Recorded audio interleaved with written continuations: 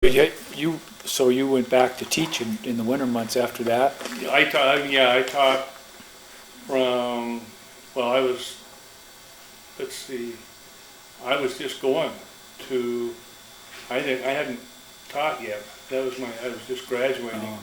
And I ended up getting a scholarship to go to Hagerman, Idaho, which was what they changed their program into an individualized learning center. And so I got in there and taught. And then the superintendent came down from Gooding and interviewed me and ended up hiring me as the freshman basketball coach and biology teacher for Gooding. And so, but it took you about 3-4 years to heal up good. Yeah, I didn't, like I say, the next summer I ended up on lookout. And then the summer after that I went to grad school and at U of I. And so I was and then I came back and worked with the YCC program for a year. But in the meantime, in the winters, I was rehabbing as best I could. Yeah. When I first was there at Hagerman, I couldn't even outrun the girls on my girls' track team. I mean, at first. And so it just took a long time. So when you finally showed up for the jumpers, you were an old man at 29, right? Uh-huh. So you remember your first training, your training year? Oh, yeah. That was what year? 75. 75. Anything about that turned bad for you, or it was memorable, I guess, a better way to put it?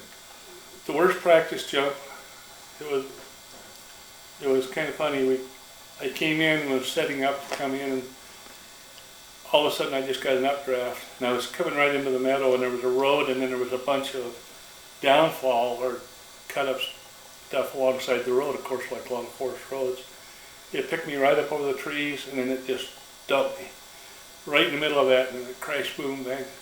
And I remember, and you'll maybe remember this, McKay and I jumped together, and Fight was on the ground, and he says, well, once you got Bethke's hand out of your butt, because Bethke kind of gave him a little boost out the door, because he was shuffling his feet from one to the other. He says, I'm not really sure about your landing, because Lindskog crashed into the trees and everybody was looking that way to see if he broke himself. So that was the worst one. It was a good year. I actually got a couple. That was one of the worst years for jumping because it rained all summer. And I got one up at 9 Mile.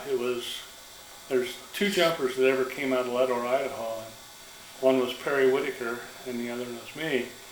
And that was my first fire jump. I remember Jim Beck, Lackner, and I were the 3 rookies on the jump.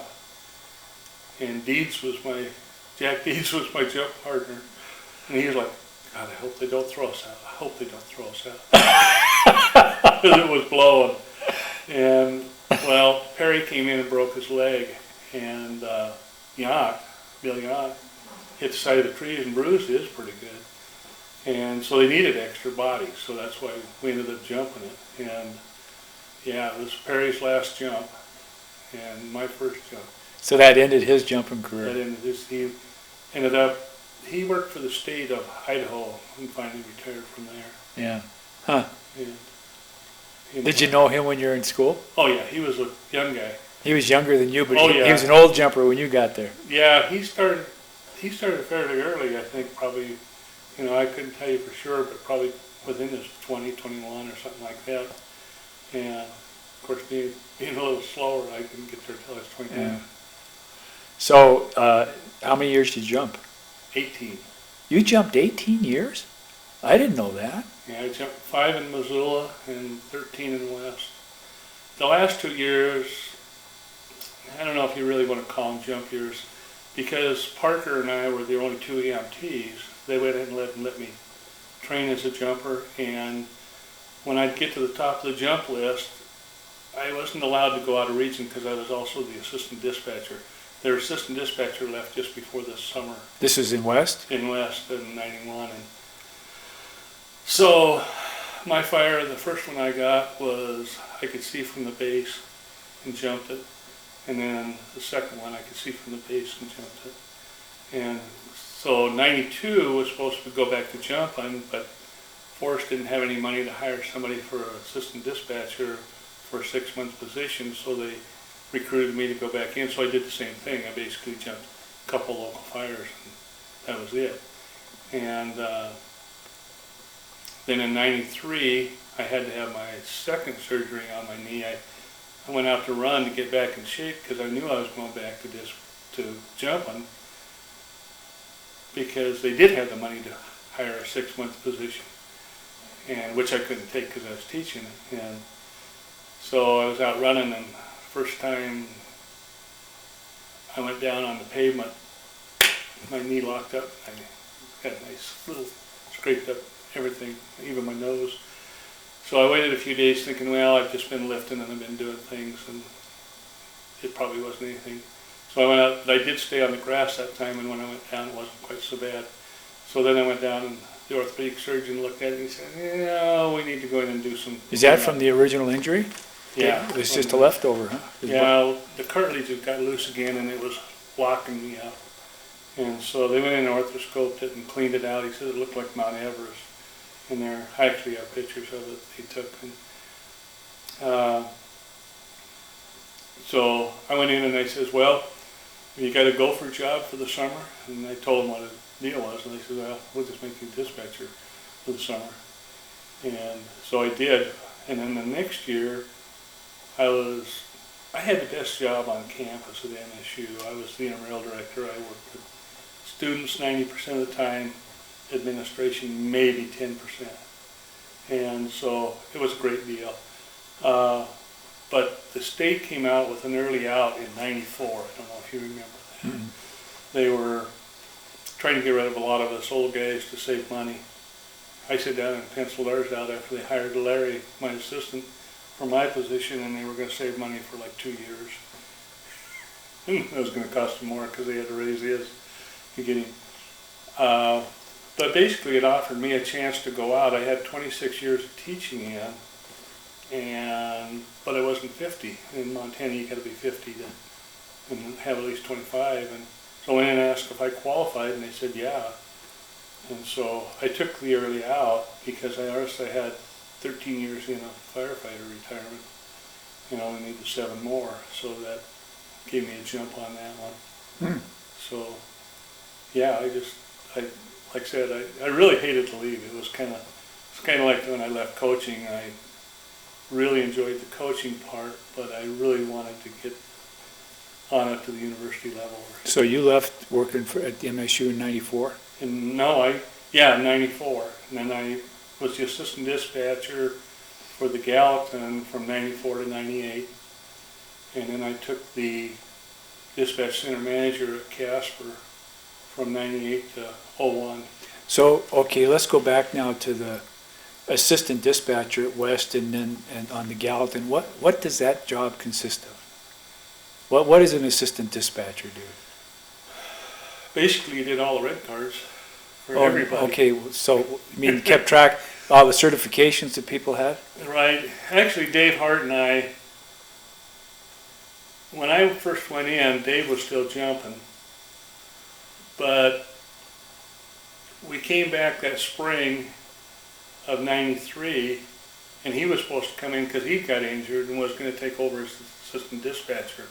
Well, Wayne Ballou, who was the center manager, took the regional coordinator job in Minneapolis, or back there. So that left, a center manager job open. Well, I couldn't fill it at that time because I was still just a teacher. And so they moved Dave in as the acting center manager. This is at West. Yeah, and what they did on the Gallatin is you moved the dispatch down to West Yellowstone in the summer at the base, and then you moved it back to Bozeman in the winter. Oh, okay. And so then the next summer when I came back and could actually apply for the assistant, I did and got it. And by then, Dave had applied for the center manager and had got it on a permanent basis right after that point or something.